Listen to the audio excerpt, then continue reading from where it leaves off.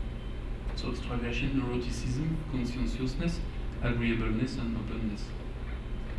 Of course, these judgments are very fuzzy because there is many variation in the type of evaluation. And then we look at the results.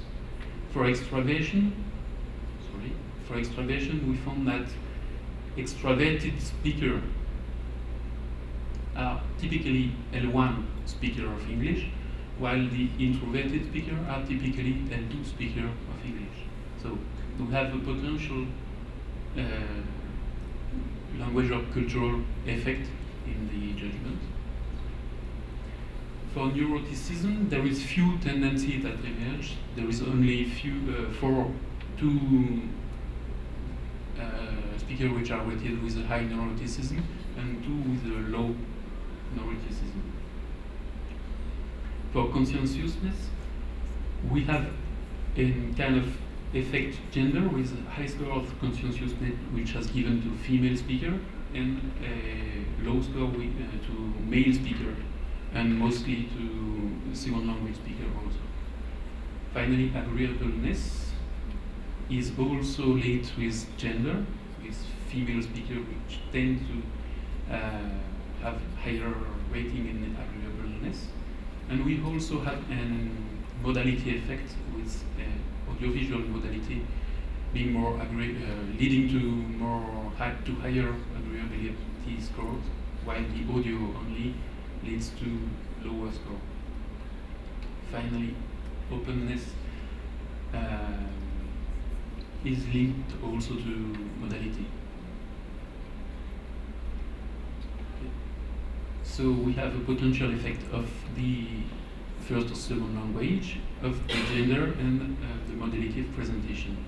So we try to check everything by grouping these three kinds of information: the acoustic data, the performance data, and the personality data, to see how they correlate and to see if we can extract to extract more information. So we make a big matrices and we make a multifactorial analysis. And the result of the first three dimensions say that for the first dimension is linked to extraversion, conscientiousness and agreeableness on the personality side. It's also linked to the range of F0, the range of performance, and the range and intensity.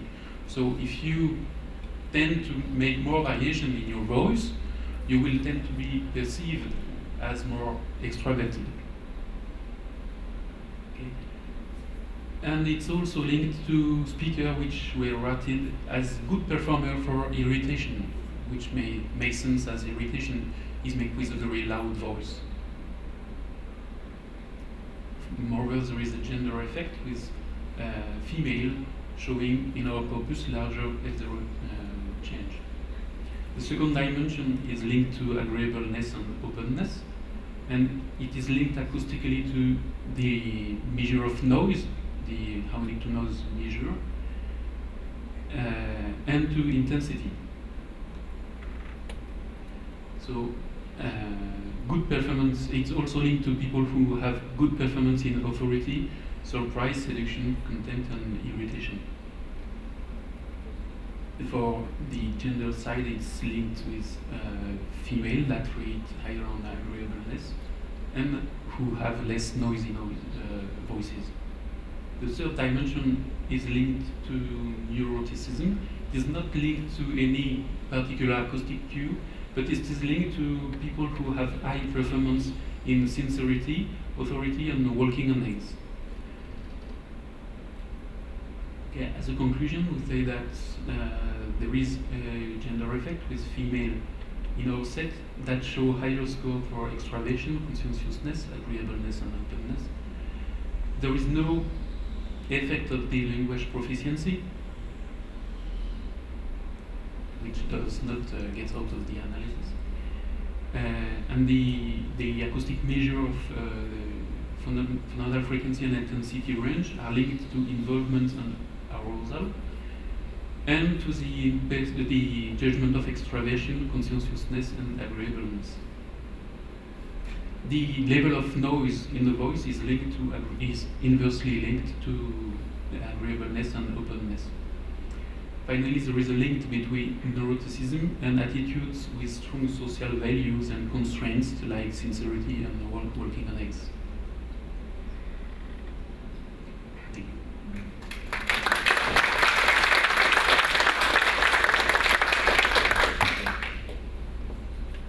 Merci, merci. Muito obrigada. Perguntas?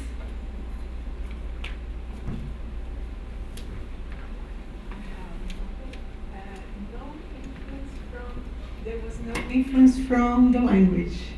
That's surprising. It was not statistically significant. Maybe because of the word, you had the small expression, maybe that, right? And also the result of without noise being more agreeable. I would say expanded pharynx voice quality setting would be one that would be recognized as such. It's a dataset with lots of variation, especially for the measure of personality, perceived personality.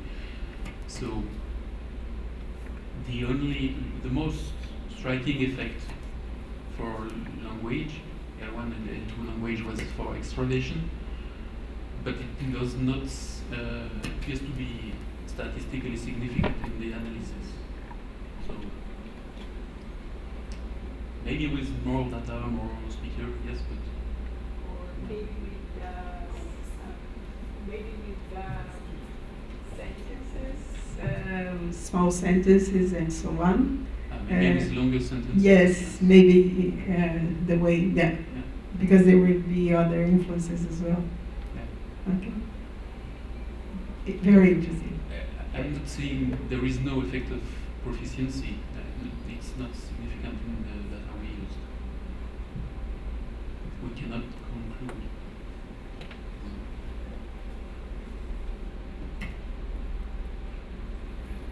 Ok. Muito obrigada mais uma vez, professor Rilliard. E então terminamos essa sessão. Vamos para um coffee break.